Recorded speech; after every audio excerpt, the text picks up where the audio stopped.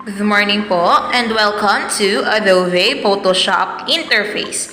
Pag sinabi po nating Adobe Photoshop Interface, ipapakita ko sa lesson na to kung ano nga ba ang itsura at nilalaman ng ating app na Adobe Photo Interface. So dito malalaman natin iba't ibang part ng Adobe Photoshop, kung ano yung kanilang mga gamit at kung bakit merong ganoong parte pag inopen natin ang Adobe Photoshop. So, Adobe Photoshop has a wide variety of tools that can perform the following tasks.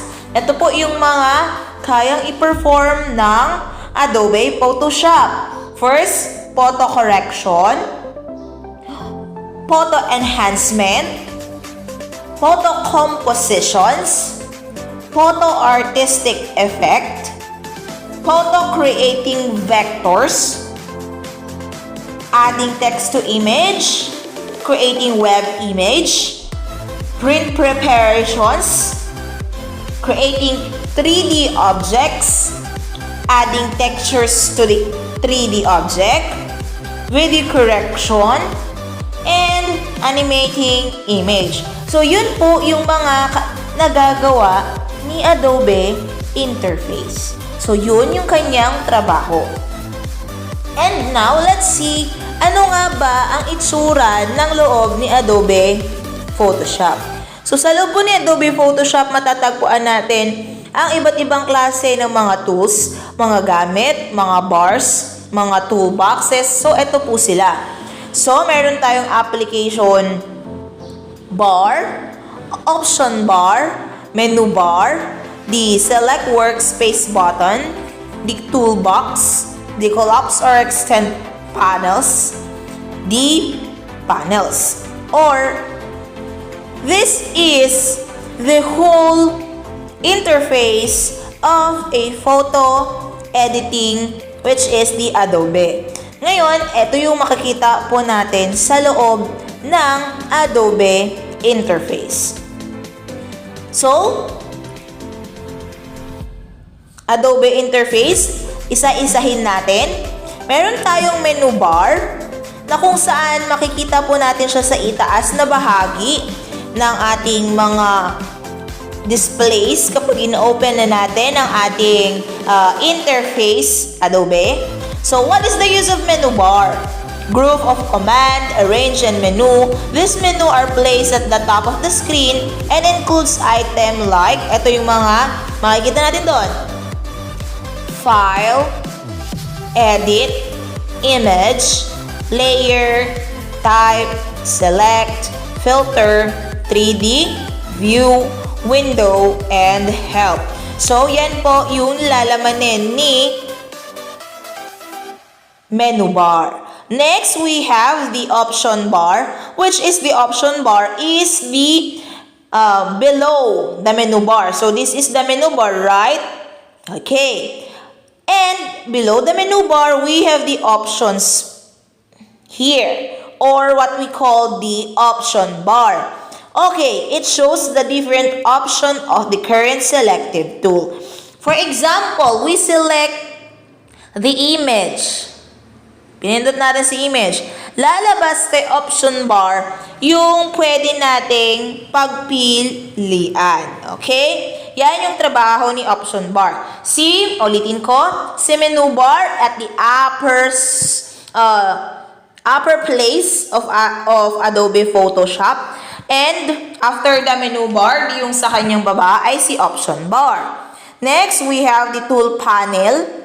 This panel holds the different editing tools. Related tools are grouped accordingly. So, this is the tool panel at the left side of the Adobe Photo Interface. At nilalaman ng ating tool panel ay ito, sila marquee tool, lasso tool, crop and slice tool, brush and patch tool, stamp tool, eraser tool, blur, sharpen and smudge, pen and point tool, path and direct selection, hand and rotate tool, yan sila, foreground, tsaka yung background color, editing mode, screen mode, move tool, quick selection tool, eyedropper tool, brush, history, gradient and the paint bucket tool, dodge, burn, sponge tool, type, text tool, shape tool, and zoom tool. So ano ba tong mga to? Ito po yung madalas nating ginagamit kapag tayo ay nag-i-edit ng pictures. Sila po yung kinukuha natin to edit the pictures. Next, we have the palettes. Para lang po yung makeup. No? Di ba meron tayong tinatawag na mga makeup palettes? O yung pagpipilian natin ng iba't ibang klase ng mga eyeshadows. Ganyan din po si Adobe Photoshop has a palette. So what is the palette? It contains function that can help you monitor and modify image. They are also grouped by default. The colors, adjustment, and layer are visible. To view other palettes, go to the menu bar, window, close the palettes you wanted. So, sa palettes po, eto siya. Makikita po natin doon yung color, yung kanyang mga swatches, yung kanyang style. Maging sa palette, makikita natin ang history, yung action na nangyari, yung pinagpatong-patong nating mga layers para mabuo yung isang image, ay nandyan kay palette. Next, we have the workspace, ang pinaka-malaki sa lahat, which is at the center of the Adobe Photoshop interface. Ayan. Dito natin nakikita yung mga images na ini-edit po natin. For example, gusto natin mag-edit ng bundok. Then, lalabas po siya kay workspace. Okay. It is the area in which you will create or modify your image. You can review several images at once and transfer effects from one image. Okay. Ngayon po, ito po si workspace. Okay? At si workspace po ay yung may pinakamalaking place kay Adobe interface. Dahil kay Adobe interface, dito nakikita kung ano yung kilalabasan ng ini-edit po natin kay workspace. Yun. And as a review, dito po tignan natin, magtuturo po ako. Ulitin ko po, this is the menu bar at the upper side. Yan. Next, itong kanyang downside is the option bar, the toolbox, the workspace here, and this one is the palette. Okay? So, as we go on to the video, let's watch what is palette and they further discuss what is palette. I-discuss po kung ano nga ba ang gamit pa ng palette. What's going on, guys? It's your boy Picam Fun 397 and I have a really special video, and this is how to use and organize your palettes in Photoshop. Palettes are the sidebars that you see here where you can customize pretty much anything. So if I were to change the layers, channels, and paths, it's really easy. So if you click on any of these, any of like the little spaces right here, you click and drag, that will remove the whole group. This is considered a group, okay? And within a group, you will have a subcategory such as layers, channels, and paths. It's free to take off layers from that group or remove it, but there's still two left. And this is still one group because I can move it around freely with those two. That's how I know that it's a group. If I were to let go or take paths out of the one group, you will see that it's not a group anymore, and it's just its single little palette named by whatever it is, which is paths, layers, and channels. What I can do here is a lot of stuff. I can, maybe I want paths to be next to it, but if I do this, it's only gonna like snap to the sides. If I were to click and drag, it's not a group, it's not a group. To group them, you'd have to click and drag until you see the blue vertical line, and this means that it will snap together so that you can move them together. So that is a group. Just make sure that that's what it is. Now, the blue vertical line means that it's vertical, so it's gonna go like this, pretty much. Vertical is horizontal, and horizontal is vertical, if that makes any sense. I'm not trying to confuse you or anything. Now, if I want to remove it, just click and drag the category, which is channels, and let go. If I want it at the bottom of layers, just make sure it's on the blue horizontal, and that will make it go like this. Maybe I want paths to be in between channels. Click and drag, and now it's in between. Now you can do a lot of stuff, okay? The next thing is how to group them on the side. Maybe you want it to be right here, or even right here, which is quite cool. Now there's different ways. The first one is if you put it in between here, it will just put it to the left side like this. Maybe I wanted to put it, whoops. I didn't want to do that. Maybe I want to put it on, let me put it to the side again. Let me take these off so I can show you and demonstrate.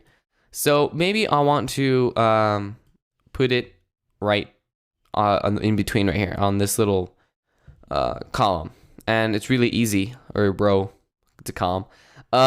So yeah, click and drag, and where it says where it's the blue horizontal line, and just let go. When you let go, you will see that there is little lines in between each, and pretty much that means that it's on its own little category. So we have paths, we have channels, we have layers, we even have properties. Now maybe I don't want to like click and just go like this, like going to each, coming back to one. Maybe I want the channels to be inside the paths. To do that, simply click and drag it into this right here, and that will create one whole group like this.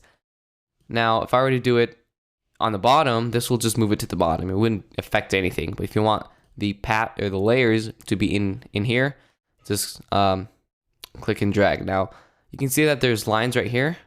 That means that that's where it's going to be placed.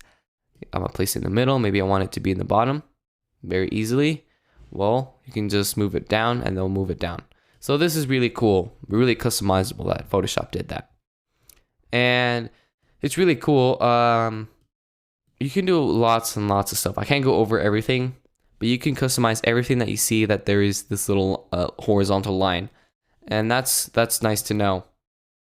So maybe if you drag it out, you'll see that there's a button, and holy cow, how do I get that out, or how to remove it? It's really easy. Just click the actual button right there and it will give you the channels, and that will remove the button itself.